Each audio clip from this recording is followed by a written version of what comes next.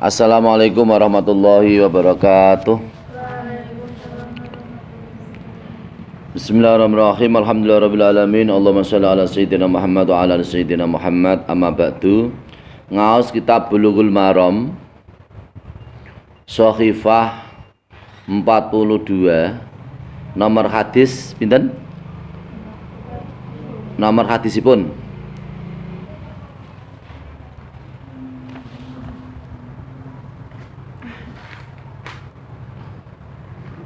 nomor hadis 42 nggih. Bismillahirrahmanirrahim. Wa an Abdullah bin Amr niku. Nggih, An Abi Hurairah ta saking Abi Hurairah radhiyallahu anhu kala ngendika sapa Abi Hurairah, kala ngendika sapa Rasulullah sallallahu alaihi wasallam. Idza staiqadha nalikane ngelilir sapa ahadukum sapa salah swijine ira kabeh. Min manami saking tileme ahadukum falyastansir mangko becik ngebresake atau nyemprotake. Falyastansir mangko becik ngebresake atau nyemprotake sapa ahadukum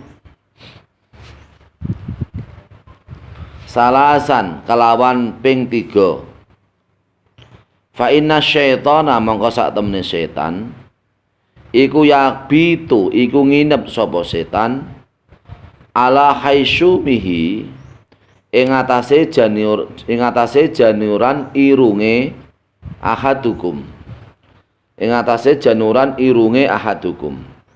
Muttafaqun alaihi ai hada utawi iki hadis iku muttafaqun alaihi iku hadis Bukhari Muslim. Artinya adalah hadis yang diriwayatkan dari Abi Hurairah. Ia berkata Rasulullah Shallallahu Alaihi Wasallam telah bersabda, apabila kamu semua salah satu di antara kamu itu bangun dari tidurmu, salah satu di antara kamu semua itu bangun dari tidur, maka hendaklah ia menyemprotkan 3 kali pada hidungnya. Karena sesungguhnya setan itu adalah menginap pada januran hidungnya seseorang. Hadis ini disepakati oleh Imam Bukhari Muslim, yaitu hadis muttafaqun alaih. Jadi temriki fikul hadisi mas'uriyatul istinsari indas istiqadi minan nami wa binaumil alaila waqida binaumin alaila kama yufitu laudu yabitu wal jumhuru ala annahu mandubun liqaulihi sallallahu alaihi wasallam lil a'rabi tawaddo kama amarakallahu wa daba ila wujuhi ahmadu wa jama'atun akhdan bi dhahiril amri. Maksudnya begini, Rasulullah sallallahu alaihi wasallam itu memberikan kesunatan apabila kita semua bangun dari tidur di malam hari. Tidur di malam hari, maka kita disunatkan ketika bangun tadi dari tidur untuk menyemprotkan hidung kita. Karena setan-setan itu ia adalah menginap di bagian hidung kita. Maka kita disunatkan untuk menyemprotkan supaya setan itu keluar dari bolongan atau dari yang ada pada hidung kita. Menurut jumhurul ulama, kesepakatan ulama bahwasanya hal tersebut adalah sunat dengan dasar sabda Rasulullah Shallallahu Alaihi Wasallam kepada seorang Arabi atau orang Arab, tawaddo kama amarakallahu, berwudulah kamu seperti yang diperintahkan oleh Allah Subhanahu Wa Taala. Tetapi Imam Ahmad mengatakan, dan sebagian jamaah dari Imam Ahmad mengatakan bahwasanya menyemprotkan hal tersebut adalah hukumnya adalah wajib dengan dasar hadis tersebut, tawaddo kama amarakallahu. Dados nek kula jenengan sami tilem, nggih, tilem iku kesunatan wudu. Ba'da tilem mangke ngoten kesunatan wudu, hidunge disemprotke ping 3 supados setan sing manggon nggon hidung iku supados do sami medal sedaya. Ngoten. Asyaitonu yajri min ibni adama majrad dami fayatasallatu alaihi fil yaqtadi wa namu yajlisu ala a'la anfihi li'annahu manfaatun lil qalbi wa laysa lahu ghalqun kal udunaini walihada kana lanfu maq'adu syaitani wal udunani mahalu baulihi kama jaa fil hadis.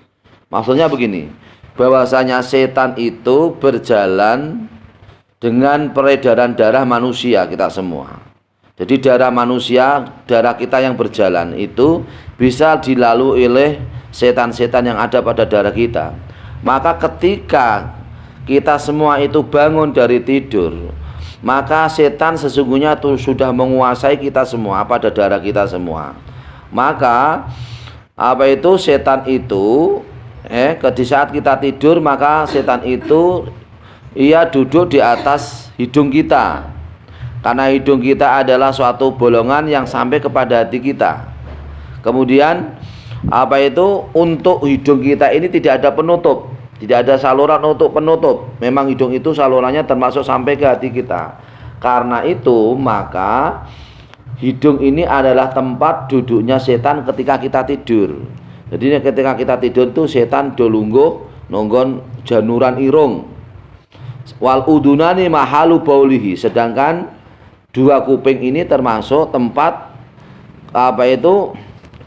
tempat kencingnya atau tempat beraknya, tempat kencingnya setan pada dua kuping kita.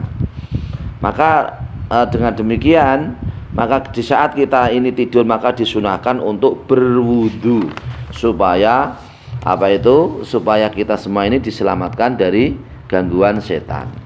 Bismillahirrahmanirrahim. Hadis nomor 93. Wa anhulan saking Abi Hurairah idastai qadha nalikane tangi sapa ahadukum sapa salah suwijine ira kabeh min naumi saking tileme ahadukum fala yaghmis mangka aja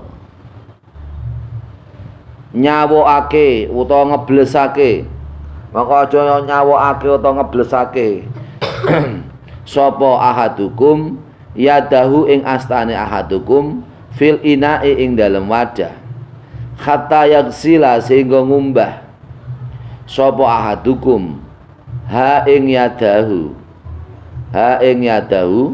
salasan kelawan telung kumbahan. Fa innahu mongko sak temene ahadukum iku layadri iku boten weruh sapa ahadukum aina ing dalem endi panggonan batat nginep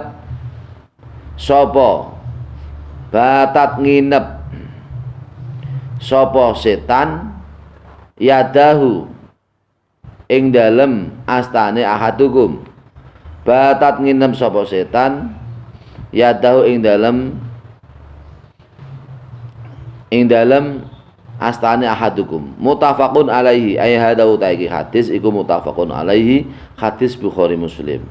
Wa hada utaiki lafdu iku lafdu muslimin iku lafale Imam Muslim.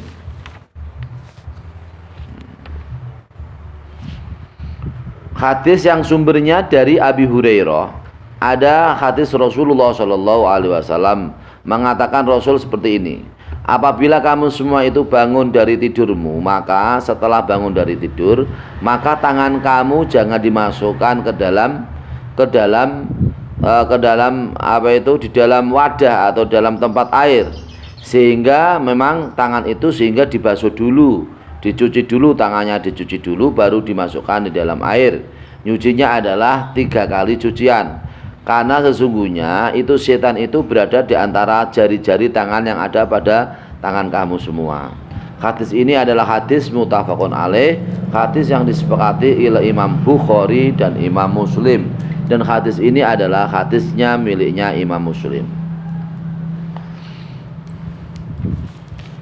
Terus al-mana al-ijmali inda nama al-insanu la yadri an nafsi fala ala auratu takshifu fin naumi fataku alaihi yadahu qad khaddana asyadu al-hakimu ala ghuslil yadaini salasan indal istiqadi minan naumi qabla idkhalihima al-ina'a siyama naumal laili Jadi maksudnya begini, apabila kita itu semua itu tidur, maka kita tidak semua tahu bahwa aurat kita itu terbuka, sehingga aurat kita itu terbuka pada waktu tidur. Pada waktu tidur aurat kita itu terbuka. Di sini Rasulullah Shallallahu Alaihi Wasallam mensyariatkan kepada kita semua supaya setelah tidur membasuh tangan kita 3 kali, jangan tangannya langsung dimasukkan dalam air atau dalam wadah. Karena apa? Karena sesungguhnya setan-setan ketika kita tidur itu, setan-setan itu ia adalah menginap di antara jari-jari kita semua. Maka disunahkan untuk setelah tidur disunahkan kita semua untuk berwudu, cuci tangan dulu. Setelah cuci tangan baru kita berwudu. Bismillahirrahmanirrahim. Bismillahirrahmanirrahim. An Laqid bin Sabirata. Ruya diratakan apa hadis an Laqid bin Sabirata saking Laqid bin Sabirah radhiyallahu anhu qala ngendika sapa Laqid bin Sabirah, qala ngendika sapa Rasulullah sallallahu alaihi wasallam, asbik nyempurnakno sira al-wudu'a ing wudu ira, wa halil lan nyela-nyelano sira bainal asabi'i ing dalam antarane pira-pira driji,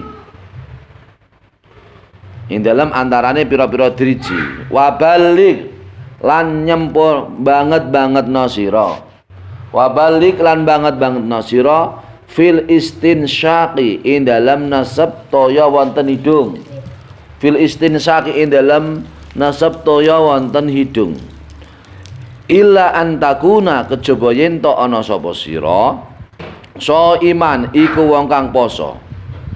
Akhraja sampun ngedalaken ing hadis sapa al arbaatu sapa imam sekawan, Abu Dawud, Tirmidzi, Nasa'i, Ibnu Majah. Imam kalih sinten?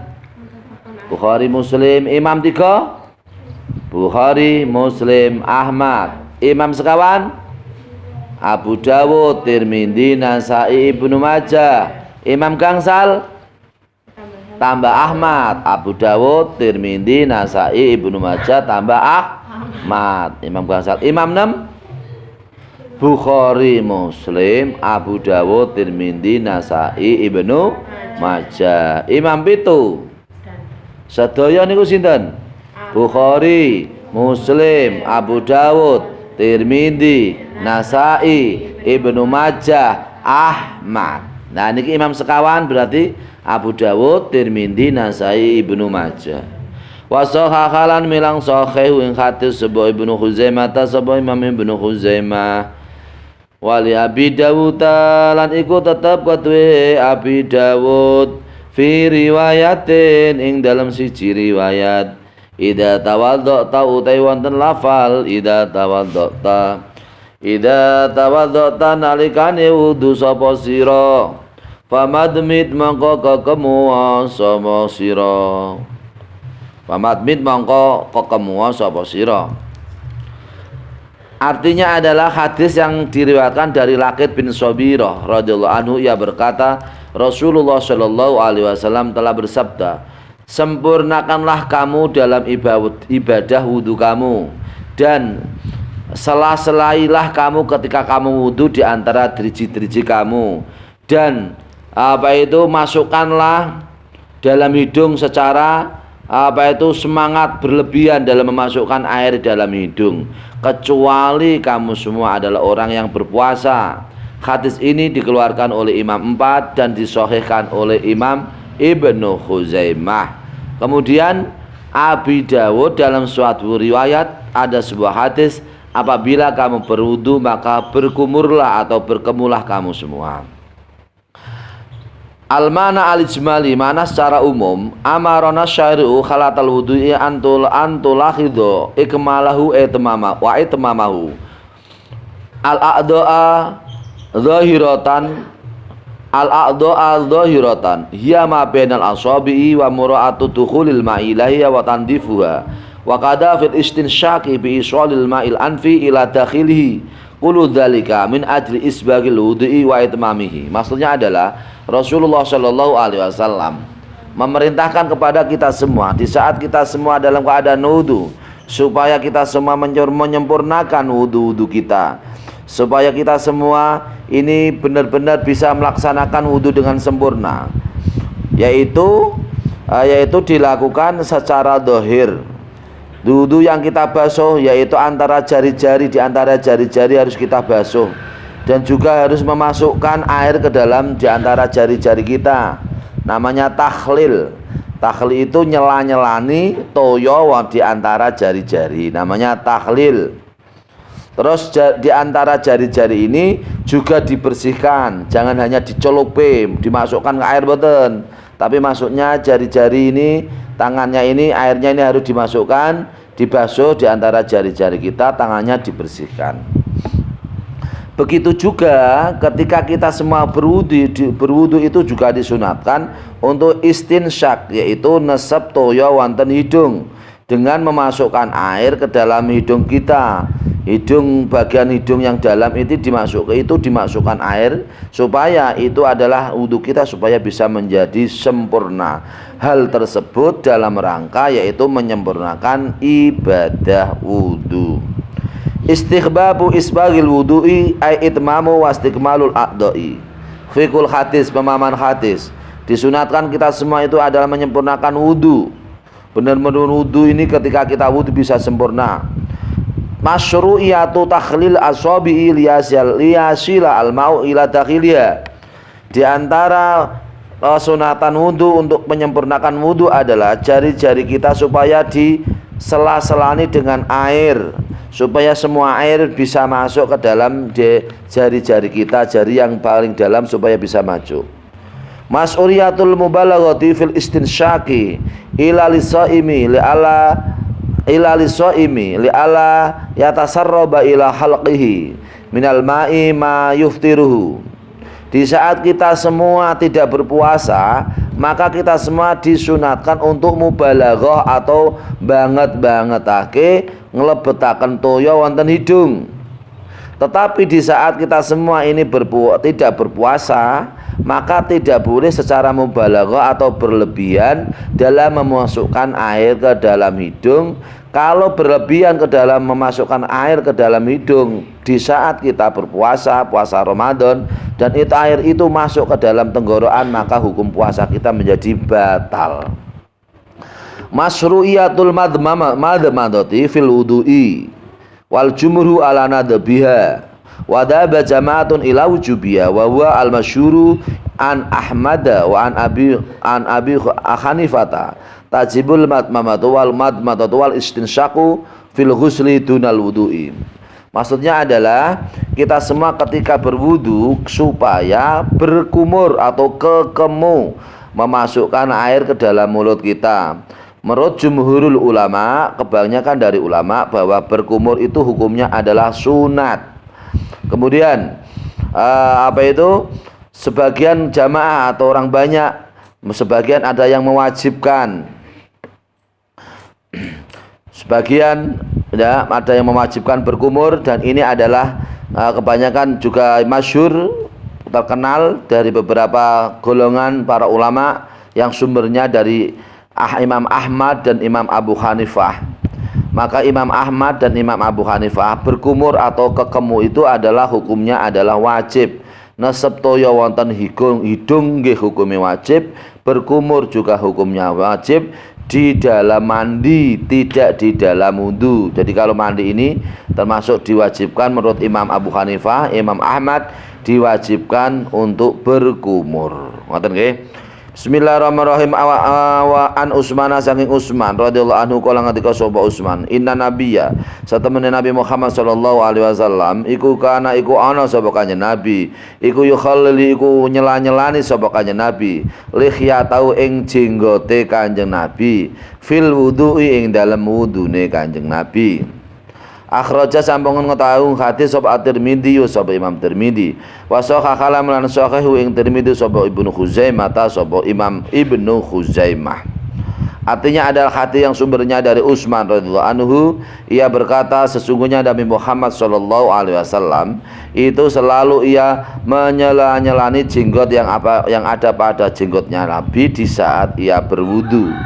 Hadis ini dikeluarkan oleh Imam Tirmidzi dan disahihkan oleh Imam Ibnu Khuzaimah.